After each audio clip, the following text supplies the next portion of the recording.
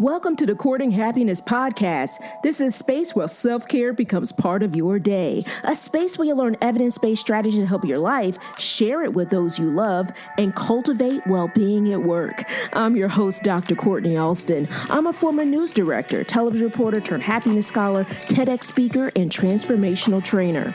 I also understand hardships. While working my dream job in television, I lived a nightmare suddenly becoming a young widow after 86 days of marriage.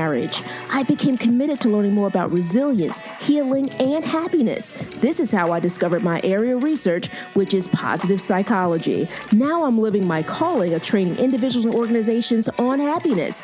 And my new chapter begins with being happily engaged. The Courting and Courting Happiness is about a true courtship. I like to say commitment with happiness. The K in courting stands for the vulnerability of sharing my story, inspirational interviews with phenomenal people, the infusion of positive psychology, and so much more. You'll learn how to commit to your well-being one episode at a time. I hope you subscribe and share. So, are you ready? Let's get started. Welcome to episode 44. I'm Dr. Courtney Alston. I'm so happy that you're here. Thank you so much for listening. Have you often thought about being a founder? Maybe it's creating your own community or building a nonprofit. We have just the expert for you. Sarah Colón-Harris joins the Courting Happiness studio to discuss her organization, She Flew the Coop, and how she created a positive culture. She is an award-winning journalist that believes in helping women find their voice. On top of that, she is a visionary leader and has been honored as one of the top 50 most influential women in Charlotte, North Carolina in the United States. She will not only help you face your fears, but focus on your journey. Let's get started. I am so daggone excited. We're going to have fun. This is going to be fun. Can I say daggone? I guess I can because I just said it, right? You can say whatever you want because it's your podcast. Yes. Well, I am so excited because I can't stop talking with her. And this is because this shows what kind of individual she is and how incredible she is and how supportive she is to not only me, to women all over the world. And I'm so happy that Sarah is here with us today. And we're going to just dive right in. She's just dancing. We're talking via Zoom, and it's great to be able to not only hear her, but to see her. She is the founder of an incredible organization called She Flew the Coop. And we're going to talk so much about this organization that is changing lives. But before we do, I'd love to get your origin story. Like, how did this all come about in regards to you making this incredible, organization? And, what was the epiphany? Woo, where do we start? So, as you know, Courtney, what do I say? Courtney or Dr. Alston? Which one? Call me Dr. Courtney. Okay, Dr. Courtney. I love it because it's like we're friends, but I want to make sure I respect the work that you put into that title. Okay? I tell you, this is one of the reasons why I'm so in love with this woman. She's just incredible. That's incredible. But, yes, Dr. Courtney, you earned all of that.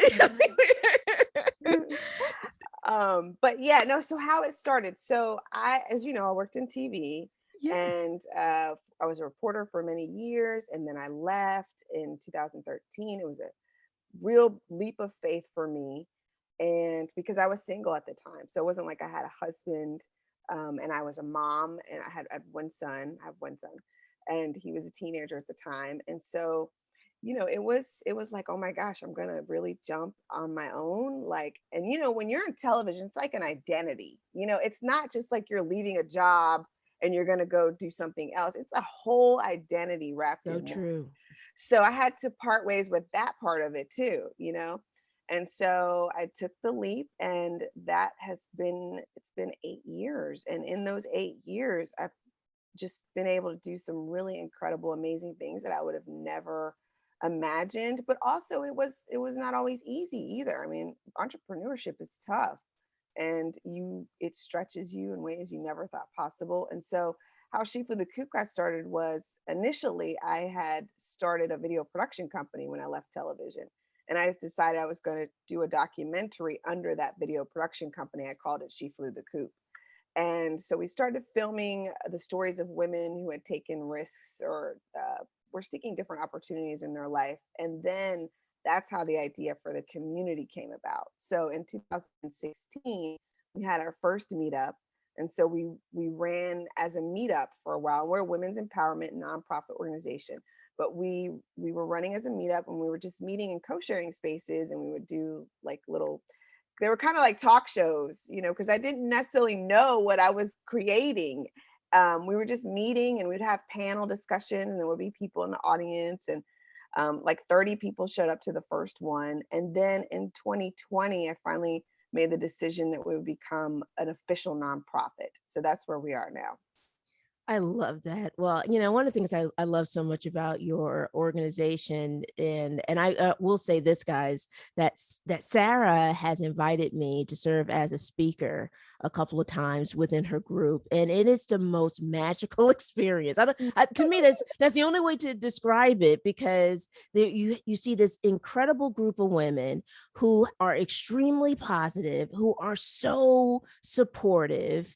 And it's, to me, as you're sitting here and you're sharing, it's so hard to believe that, you're like, well, it started in 2016, because, the group is so rich that it's almost as if you guys have been around for 10 plus years or so. But I think it speaks to so much of you and so much of what you've been able to infuse. I'm also curious. Sure. You talked about it stretched you. How did it stretch you? Oh my goodness. Well, I would say this: reporting sets you up very well, right? Because you have so many different skills. You have to learn how to communicate with people. You're having to coordinate interviews. You have to learn how to speak well, how to take large amounts of information and really package that into a digestible story or content. So there was a lot of pros. Learning how to be live on air, the pressures of that. So I had all of those things going for me, but I didn't know how to run a business. And so that stretched me, learning all of the financial part of it, the paperwork that goes into entrepreneurship or starting something on your own. And then there was a lot of fear. There's a lot of fear that holds people back, because honestly, you don't really know what you're capable of until you do it. Right. So, and then Very at that true. time, a lot of people are leaving for side hustles now. They said, I think New York Times said 4 million people left their jobs in April. So people are, their lives are changing and things are looking different post pandemic. But this was 8 years ago. And people were like, what are you doing? Are you crazy? Like, nobody was really doing that then, not at that level, not where you saw it as a mass group. So it looks very different. But yeah, I had to overcome a lot of fear of, can I do this? How do I do this? Girl, Google was my best friend. And a lot of it is just trial and error. You put yourself out there, you try something, and then you see what you're capable of, but it stretches you for sure. I love that you mentioned how all the things that you learned. I love that you mentioned that Google was your bestie throughout the period, because Yeah. I mean, who doesn't love Google, right? I know, right? I'm like, I can just Google it. I mean, at this point, you can pretty much figure out anything online. Like, Yeah, there really is no excuse. You can figure it out online. you can. And what's so wonderful to me now, versus maybe a few years ago, right? There's this explosion in terms of online courses. Yes. So, you can Google whatever topic, and you can go and take an online course. You can, go on YouTube and find great how-to videos from experts. You can, hint, hint, listen to some podcasts. Right. And, Mhm. and that can all serve as really kind of your champions, right? In terms of being able to forge and put together information. So I love that what you did is that you decided on what you were going to do, and you didn't let anything stop you from making it a reality. Yeah. So where does that come from? That's a good question. I have always been one of those people who had these like, gut instincts and followed through on them. I've always been just this person, a go-getter. And so I have a strong family support system. So that is very helpful. My dad was a dreamer, got that from him. My mom is more practical, which is great because I think you need both. I think you need Yeah. both of those. And so I just have always been of that mindset that I can and I will. And there have been times along the way where people have said, you can't do this, you can't do that, or that's going to be too hard. Even when I wanted to break into television, a lot of people said, pick a different career. It's going to be really tough. And I'm Latina, I'm Puerto Rican. And so, sometimes there are barriers. But I just have always been of the mindset that if this is something that I really want to do, that I will do it. But I'm a person of faith, and I think that we're called to things sometimes. And when you're called to something, it's not the same as, oh, I just want to do this. So doors do open for you if you're willing to walk through them. I love that you mentioned how you're called to do things. Mhm. So, as a happiness scholar, my area of research being in positive psychology, actually one of my mentors, who helped me really understand positive psychology and taught me positive psychology, and exposed me, I should say, when I was working on my PhD, and I stumbled on positive psychology, and found that I had one of the leading scholars in meaningful work there. And he's written a book, literally the book on calling. Mhm. And so I love that you said that this is a calling. How is it a calling for you? So Mhm. when you say that, because calling is also transcendent, it's Mhm. beyond you, or Mhm. bigger than you, I should say. Mhm. So how has your organization been such a calling for you? Mm. I think a calling, see, I think that people sometimes get boxed into their platform.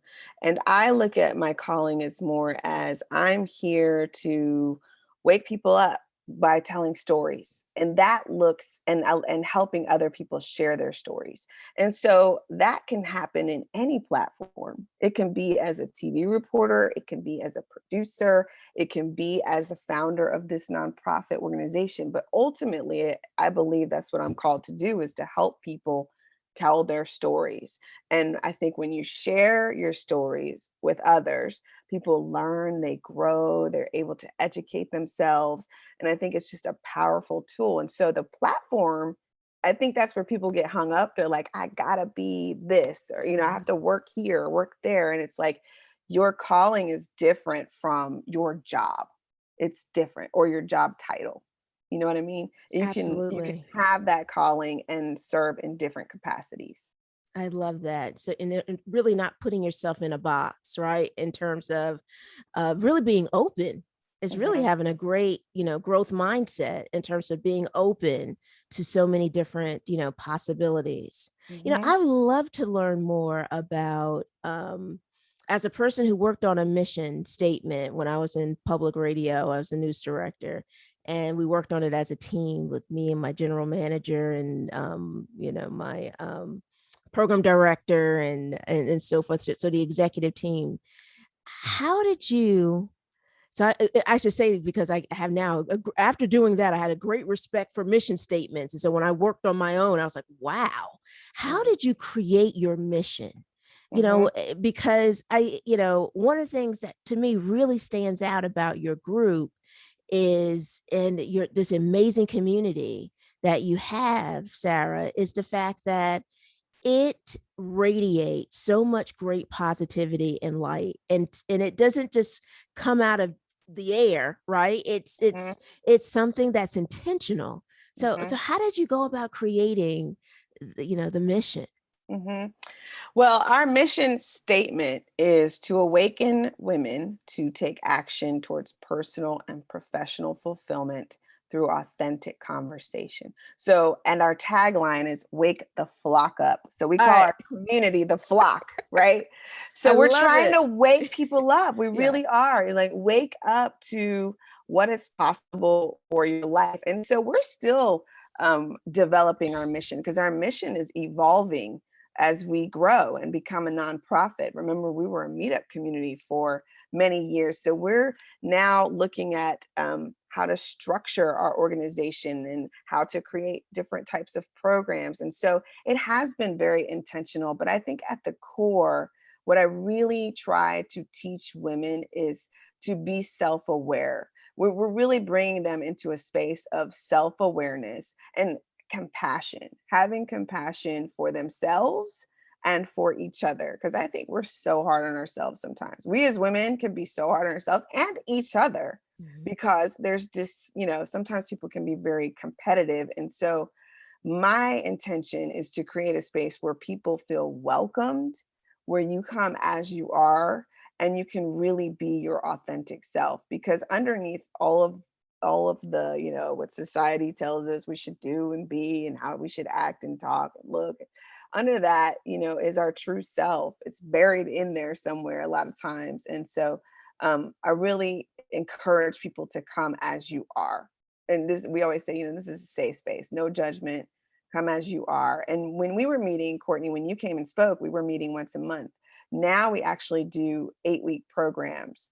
So we have a program called Uncaged that we developed, which I'm really proud of, but it's 8 weeks, and we go through the different coops. So people ask, what is the coop in She Flew the Coop, right? So the coop is anything like a cage or anything that is keeping you stuck mentally. It could be externally or internally. So externally might be your job, your relationship. Internally, it's like fear, perfectionism, self-doubt, shame, guilt. So what we did with this Uncaged program was we identified what I saw as 12 coops. After talking to so many women for so many years, I realized, like, a lot of times they can't even get started on their goals because they're still stuck in fear. They're still stuck in perfectionism. They're still stuck in shame for different things. So we dig deep and talk about those things in community, and it really wakes people up. It really wakes them up. They're like, I didn't even realize that all that stuff was keeping me stuck, keeping me from moving forward and going after my dreams and goals. I love that. First off, I love wake the flock up. Yes. As you said that, I think I unfortunately, I think I kind of interrupted, because I love when you say that, because to me that is genius, right? And it's also this great awakening. And, like, wake the flock up. But I'm like, yes, right. Yes. And listen, we're in an awakening right now, whether people realize it or not. I mean, people are coming out of this pandemic and they're like, I don't want to live my life stuck in a job that I don't like. They're changing their job, or they're creating their own opportunities, or they're downsizing their life so that they can live happier. They're like, I just don't want to do it anymore. And so I think we're in the middle of an awakening. People were at home during the pandemic. They got to spend a lot of time with themselves and their families, and they got to do a lot of self-reflection and decide what's important to them. And so that's actually what we've been doing all along, for years. So people didn't want to hear what I had to say. Dr. Courtney, they were like, wait, you're crazy, they just weren't trying to hear it. And now I think people are really waking up to what's possible for themselves. First off, I love that. You're right in terms of really being really authentic in regards to sharing how sometimes you may have people that don't want to hear it, that, may not see it, don't understand it. Mhm. How do you work through that? How do you push through so you are still kind of having really it's having faith within you, right? And within your mission, even though you are dealing with people who may not get it, because you've gotten it in terms of the work in television, like what telling you, wait a minute, it could be Mhm. challenging. And then also create birthing, right? Mhm. This incredible company, Mhm. organization. It's a vision, you have to hold on to the vision. And what I learned early on in my life is when I was thinking about becoming a reporter, I envisioned myself as a reporter. I could see it. I could see myself standing there with a microphone in front of a camera long before I was doing it. And I held on to that vision, even when people said that maybe you shouldn't go that route. And there were a lot of reasons why people would say that. I mean, I was a young mom, and so I kind of there were a lot of things sort of stacked against me, and I just held on to that vision. And with She Flew the Coop, it was the same thing. I had a vision, and I would speak it out loud, and people would be like side eyeing me, like, okay, all right, And Yeah. slowly but surely, as I took more steps, faithfully took more steps, the vision started to come true. And so I'm a big journaler. So I have journaled over my life. I've been very consistent for the past probably 8 years, 8 to 9 years, but I did do some when I was younger. And I'm a big fan of journaling because you can look back and see what you envisioned or thought and then watch as it has manifested. And so being able to track my progress has been helpful too, because I can say, I saw that before it happened, or I had this gut instinct about that, and it really did happen. And so I think trusting yourself is a big part of it, and having that ability to go back and reflect on what you've done in the past and say, well, you know what, I did it before, I can do it again. I love that in terms of really trusting yourself, right? And almost really trusting the process, because when we are kind of stuck, sometimes it can be for a variety of reasons, but one of them can also be just, in fear of moving forward and listening to your, this inner critic, Mhm. opposed to trusting, yourself. And it's hard to do, let me tell you, because it's hard to trust what you can't see, right? Yeah.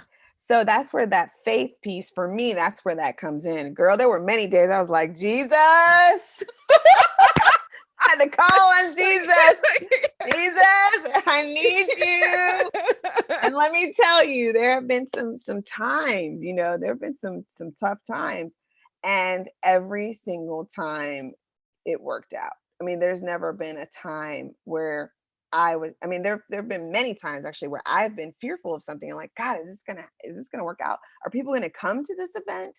Am I gonna be able to pull off this speech? Am I gonna be able to, do this or that? And every single time when I've pushed and done it, it always works out. And it is the best feeling too when you come out on the other side and you're like, whew, made it through that. And I will tell you that that builds your confidence. It's like a muscle.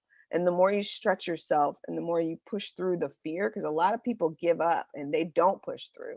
And that's why they don't end up, accomplishing their dreams and goals. But when you do push through, I call it resistance, because at She Flew the Coop, we call it resistance. Anytime you're going to grow or do something to better yourself or other people, you're going to come up against resistance.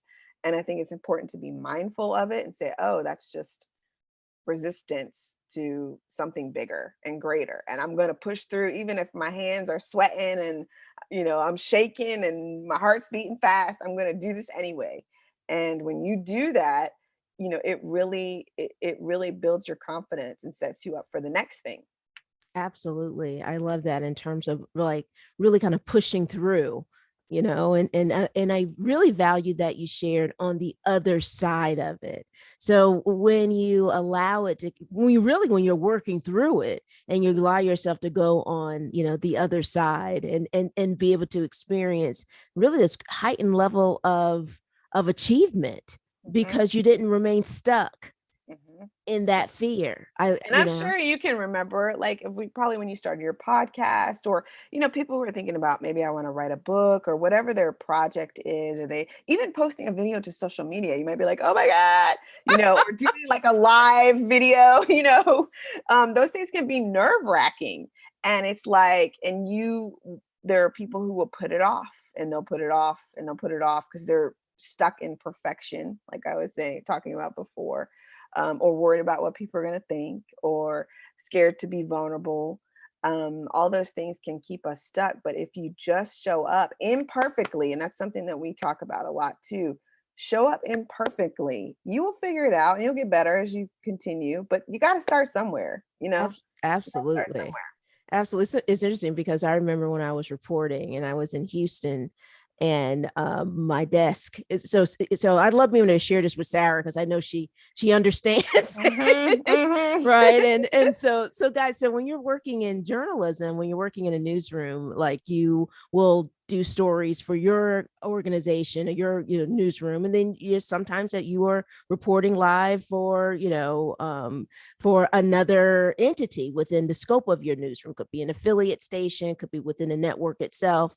And so I remember getting a call from my assignment editor. It says, yes, CNN would like for you to go live, and it was during a national news story of Space Shuttle Columbia, that disaster. Mm-hmm. And we call it a disaster then, in terms of, well, it really was a disaster when you think about it. It's so saddened, by the level of loss. It's interesting because when you live in that community Hmm. and you're surrounded by so many people that are working for NASA, NASA, you have a different perspective.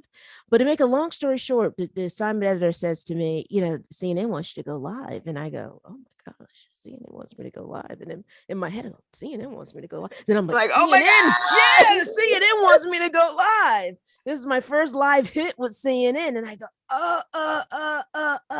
And I often tell students this because sometimes when life actually allows you to really face, right, things that you've worked hard to achieve, sometimes you go, yeah, Yeah. you start making excuse.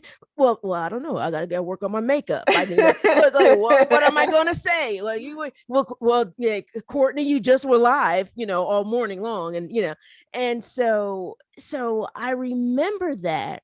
And I now I look back on it, and I look back at it so fondly because it taught me the value of pushing through nerves. It Mm-hmm. taught me the value of pushing through fear. And it taught me the value of when you are faced with all of the things that you are, excited to do. Because I was like, wow, yeah, CNN's on the list, Mm-hmm. Mm-hmm. but then making sure that you are serving as your own cheerleader to say, yeah, you can do it. You can do it. Of course, that's the interesting part. Sarah knows this. When we're on air, you won't see, nervousness. You won't see all the chaos that may be going on behind that is trying to, about getting the story out there. But it's about having this presence of calm or Mm-hmm. in confidence, and being able to be very collective in your conversation and sharing it with the world. So I love that you mentioned that, because that's one of the things that I believe was life changing for me. So when I became 30 something and started to work on my decided to pause my life for 4 years to work on my Mm-hmm. PhD, and people were like, what? Mm-hmm. Yeah, but then they were like, oh my goodness, this is amazing, Mm-hmm. and I'm like, yeah, full time, like full time, Mm-hmm. I'm like, yep, full time. So but I think when you begin facing all of these different dynamics, right? Like the CNN experience, and for you, television and your incredible organization, then you realize, okay, what's next, right? Mm-hmm. Doesn't mean you're not, hey, doesn't mean you're not nervous, Mm-hmm. but it also means there's a value of chasing the butterflies. Yeah, I like that. Chasing the You butterflies. know. I say doing it afraid, which is really the definition of courage. Hmm. I always say courage is not the absence of fear, it's doing it afraid. And I will tell you that at every level, even if you master this level, you're going to get to the next level and there will be another level of fear. And it doesn't go away necessarily. I mean, you learn how to deal with it better because you have more muscle around it if you continue to stretch yourself, but it's still going to be there and you're still going to have to push yourself. Just like you said, you were cool. You got to the local affiliate. You're cool doing live shots there, right? But then there's another level of national news calls and you're like, whoa, you know what I mean? Like this is another level and another level of fear that, you could do a live shot locally and you're fine. But that whole national level is like, there's just another level of fear. And with anytime you elevate yourself. Absolutely. Absolutely. Since you and I are people who value stories, and I love that your community is all about, inspiring people, transforming lives in terms of stories. Tell us a story that was so really transformative within your community that really speaks to really the value of your group. We've had a lot of different stories. We just did our Uncaged program. It was an 8-week, like I mentioned, and it was called Uncaged: Breaking Free from the Old to Embrace the New. And so since that, like 3 people moved to a totally different state. One person, yeah, they just like, you know what, this wasn't working for me. A lot of them were already in transition in some form or fashion in their life. And so this program really just sort of woke them up and they're like, what am I waiting for? What am I waiting for? Life, if I keep waiting, I'll be waiting forever. Like I have to make a decision. And so 3 of them, like I said, moved to different states. Um, One of them is an executive director at a nonprofit, and she's leaving after 12 years to start her own coaching. Um, Last year, when we were doing things, we had a girl come in, and she started her own Bloody Mary mix, and she'd been doing it in her kitchen forever. She wanted to do it professionally, as a business, and so she started selling it, and she's been selling it Wow. online and having success with that. And so we're not just entrepreneurial focused, but a lot of times the folks do go in that direction because I think we all have maybe not everybody, but a lot of us have a desire to create something of our own, some form of expression. It's a form of self-expression. And it doesn't have to necessarily be a business. It can just be a podcast, a project, a podcast. Maybe you write a play on the side, or you write a book, or something that you love to do creative. You start a garden. I think we all desire and can benefit from some sort of creative project or business, side hustle, whatever you want to call it. Take that on. I think that brings a lot of joy and fulfillment to people. I love that in terms of really allowing people to kind of have this safe place, right? To Mhm. launch their ideas, launch, their interests, and really kind of, launch all these different levels of themselves that it might have been really challenging for them to face if they were doing it alone. Mhm. But your company, your organization does this wonderful job of allowing people to feel safe to Mhm. be able to do that. So what would you say to a person who's listening now who is a future founder, right? Mhm. and is thinking about creating and building their community, and they're wondering, how do I go about creating that type of safe space for my members? Mm-hmm. I would say it starts at the top, right? It starts with the leadership and it funnels its way through. And so I would say if you have a desire to start a community, listen to your gut. There's a call there that's calling you to do that. So listen to your gut, trust yourself, follow your vision, surround yourself with good people. A lot of times when you start, you're a solopreneur. And I was solo for a long time. I was doing a lot of things.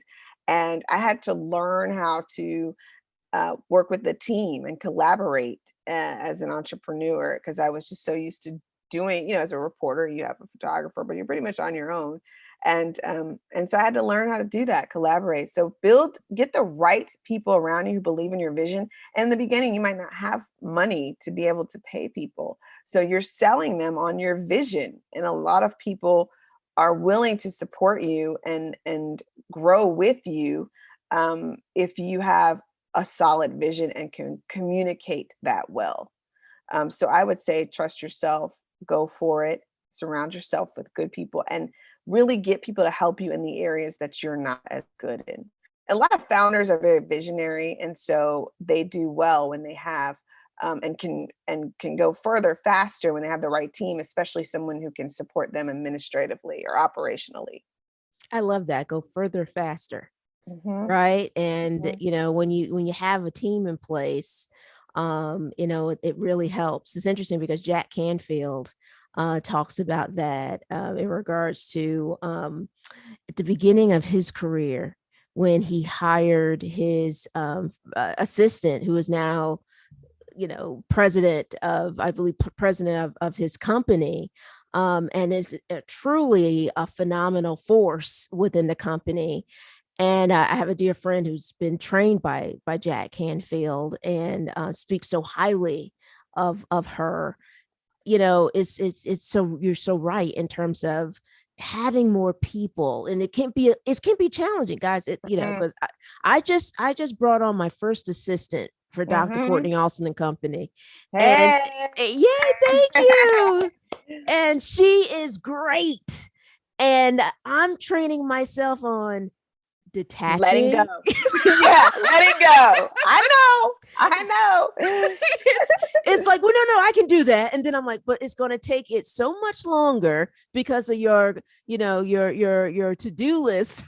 Mm-hmm. Courtney, and she'll say, hey, whatever, let me know. Mm-hmm. And so it is when you're used to doing so many things, Mm-hmm. it can be extremely challenging to break free and to have that level of trust, Mm-hmm. and but you get further faster Mm-hmm. in regards to when you do that. So And what it we takes time too, I was going to Courtney. ask you, I was like, what advice would you have? Because I know I'm not the only one, right? I know I'm not the only one all attached, and she's amazing, but I'm learning, and we've had the thing is I'm one of those managers or leaders.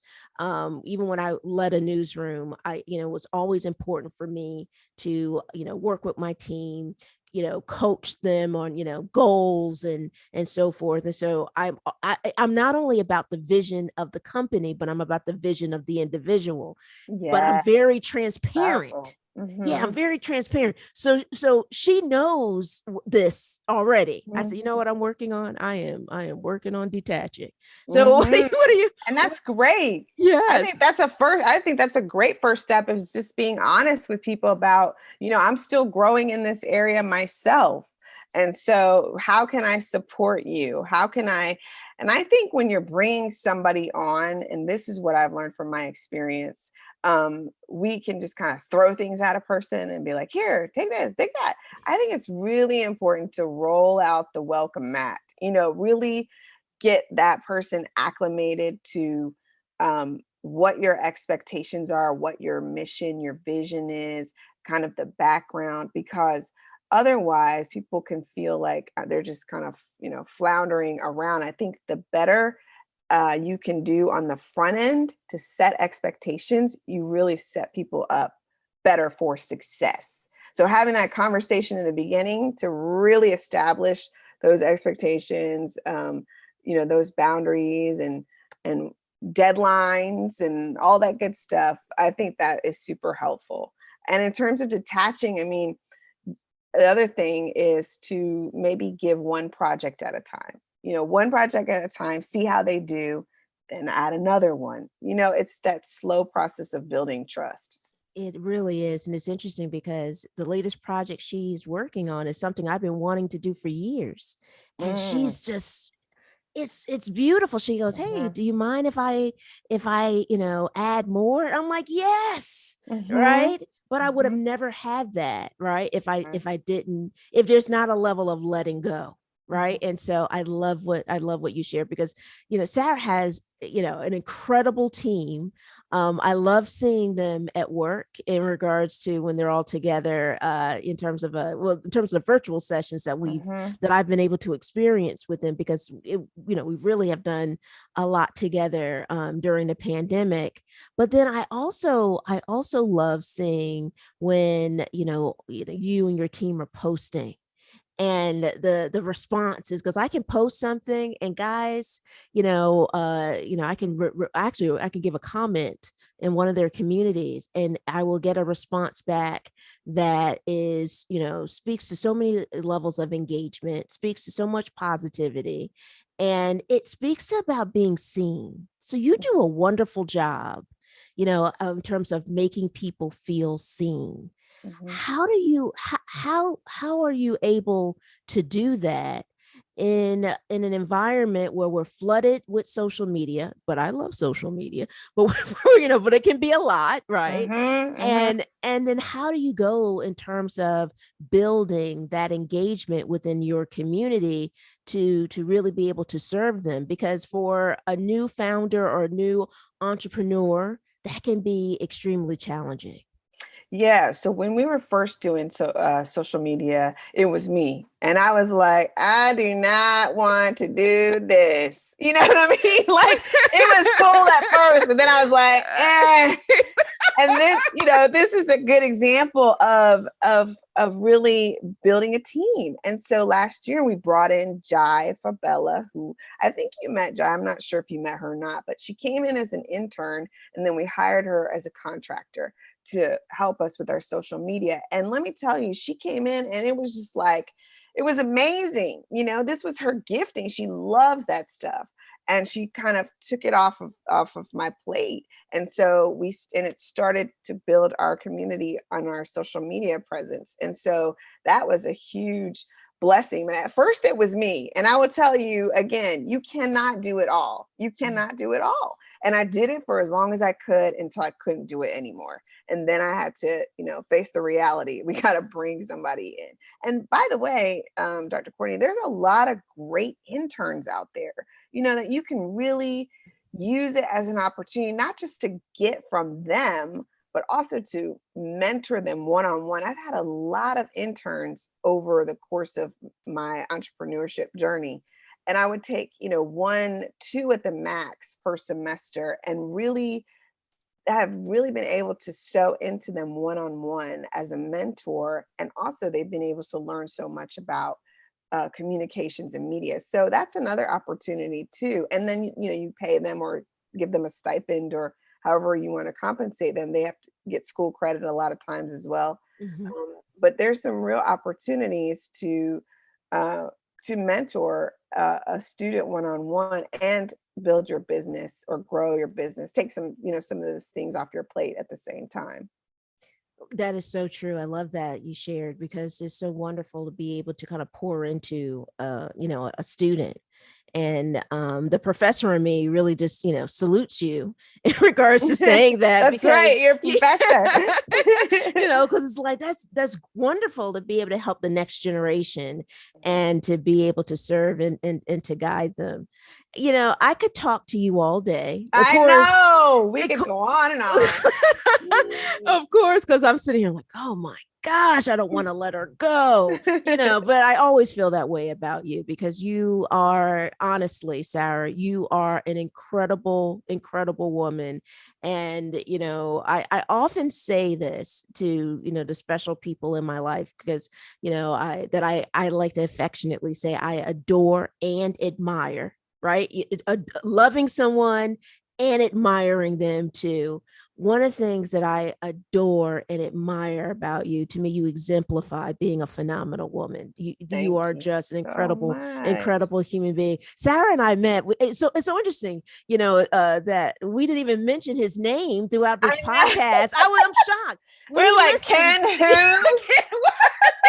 you know, sometimes they'll say, but call Sarah, she'll answer it for you. And I'm like, she answer it for you. But Sarah and I met through my incredible fiance. He introduced us. And I got to say, this introduction has been one of the greatest gifts in my life. So I Oh, treasure you. You do this incredible job of just making everyone around feel loved. So I want to end it on a couple of things. well, I do want to say to you, Yeah. Dr. Courtney, I appreciate you so much. This is where everybody's like, oh, but listen, we got to be each other's cheerleaders out here, especially Absolutely. when you're, of a positive mindset and a growth mindset, and you attract other people to you who think the same way. And it's a beautiful thing. And so when you asked me to be on, I was like, of course I'm gonna, do a podcast because you've come on and supported us several times at She Flew the Coop. So I'm grateful and I love and admire what you're doing as well. So thank you for the invite. Thank you so much. Well, look, before we go, there's still a couple more questions I want to ask you Sure. because I look, as you know already, I have attachment issues. So don't want to let you go at all, but I know you have to have your day, right? So for someone who's listening right now, who is, an entrepreneur, a future founder, or maybe not. Maybe it's someone who is trying to think about how to take their career to the next level. Maybe it's someone who you mentioned earlier that, is thinking about that creative project that's going to feel like it's going to help restore their soul. Maybe it's that person that has been toying with this idea, whatever that idea is, but it's still up in the air and they're wanting to make it a reality. Since you have so many great inspirational posts and you've done so much great work within your community about facing fears, what is the one thing that you would want them to take away with from our time today? Oh man, I would say do it afraid. And I know I said that before, but just start somewhere. Even if it starts with going online, getting a little bit of information about the project you want to do, maybe purchasing a couple of the materials or something, and then actually doing it. If it's not perfect, it's okay. It's okay. I will tell you this, when I started my video production business, I didn't know how to start a video production business, but I started calling people who had one in different states. They weren't local because I was like, I'm not trying to be your competition, but I called people who were in different states and they were women. And luckily, fortunately, they were very helpful and they shared some of their rates, their processes. And so then I ended up doing a couple of pro bono videos for organizations to see if it was something that I like to do. And I got, one of my buddies from the TV station, I said, we're going to rent a camera. He went along with my crazy idea. And he was like, I said, let's rent a camera. We're going to do a video. And we did it documentary style, which was different from news. And I will say this, it was awful. The first one we did, it was like, oh my God, this is terrible. And I thought, I'm never going to make it as a in this video production world. I was like, so we had to go back and redo it. And then it got better. And then we did more. And then slowly I started to charge a little bit. And then I started to charge a little bit more. But by doing those pro bono videos, I was able to build my portfolio. So that's one way to get started, is to do things pro bono. That way you're practicing, you're getting out all the mistakes, and you're not charging anybody yet. And then as you get better and you start to figure out your processes better, then you start charging. I love that in terms of just start and seek support find out from other people in terms of how they've been able to be successful in terms of their work. I love that. And just, continue to jump, right? Mhm. Take the leap, in terms of, going out there and going through the process and just being able to just kind of, I hate to say it like this, but it's in a good way, kind of get yourself dirty. You do. You have to. And you might have to do things that you don't want to do. I was saying I was doing social media at first, and I mean, I did everything at first, really everything. And until I couldn't do it anymore. I mean, I was the promoter and I was the organizer and I was the speaker and the social media. I mean, I did it all until I couldn't anymore. And so you'll know when that time comes. But at first you will have to get your hands dirty. And it's important because you want to know all the different pieces of what's happening and what's going on. That's going to be important later as you grow. I love it. I love it. So, for all the people who are listening and wanting to know, where can I find Sarah and Mhm. this incredible community in terms of She Flew the Coop, and where can I wake the flock up? So that's another good point, though, Dr. Courtney, is that you gotta have a community for real. You do Yeah. gotta have a community because you can't do it by yourself. And I was doing this by myself 8 years ago because I didn't know where to go. I didn't have a community. So get a coach, a community. But sheflewthecoop.org is where people can find us. In September, we're starting a new 8-week uncaged program. And I'm proud to say that we have new facilitators. So I am no longer doing all the facilitating anymore. We have two new facilitators. Molly Barker is one of them. She's the founder of Girls on the Run, which is really exciting, the national nonprofit. So she's Yes. been working with us to help us grow and build. And so I'm excited about that. So in September, if anybody wants to do the 8-week Uncaged program, it's going to start. And they can find the information at sheflewthecoop.org, and we'll be posting on our social media at She Flew the Coop. Excellent. Excellent. Well, I have one. This is my very last question. And Yeah. I end every show this way. And, because the mission of Courting Happiness is all about helping really individuals commit to their well-being, commit to their happiness journey. And so I ask every guest this question in regards to what they're doing to commit to their happiness journey, or it could be in committing to well-being in general. So how do you go about committing? Well, it's always a work in progress. I would say, for me, I like stillness. I think being still, finding those quiet moments in the day. Like sometimes I'll just go sit outside in the back porch, and I have a tomato plant that's been my like little thing that's brought me a lot of joy over the summer. So I'll water my little tomato plant. I just getting grounded is really important. Or I'll go for a walk with my husband sometimes, and that just kind of process things. And so just getting out into nature, or my nieces and nephews, they're little right now, so they're still very cute.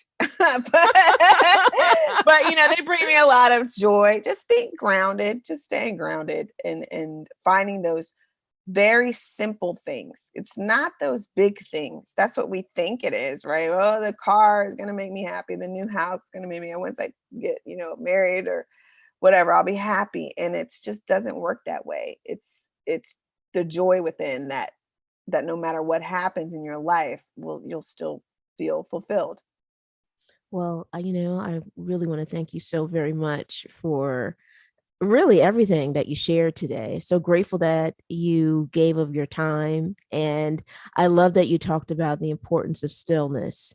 And I'm Mhm, so grateful that, we had our own level of stillness today with each mhm, other. mhm. And I've savored every moment of it. You were phenomenal, Sarah. Thank you so much for joining us today. Thank you so much for having me. Let's continue this conversation online. Email us at podcast@drcourtneyalston.com. That's podcast at drkortneyalston courtinghappiness.com. Join us on Instagram at Courting Happiness. Don't forget, that's courting with a K. Also, I hope you join our private Facebook community. You can find us at Courting Happiness Podcast Community. Our private Facebook group is a safe haven to share, meet more people looking to build positive relationships, focus on well-being, and create a happier life. Now, are you ready to spread happiness? We hope you subscribe and share this podcast with your family, friends, coworkers, and all the important people in your world. We release a new episode every Thursday. Congratulations on your continued commitment to your courting happiness journey. Thank you so much for listening. We want you to be well, be happier, and be kinder to yourself. We can't wait to see you next week.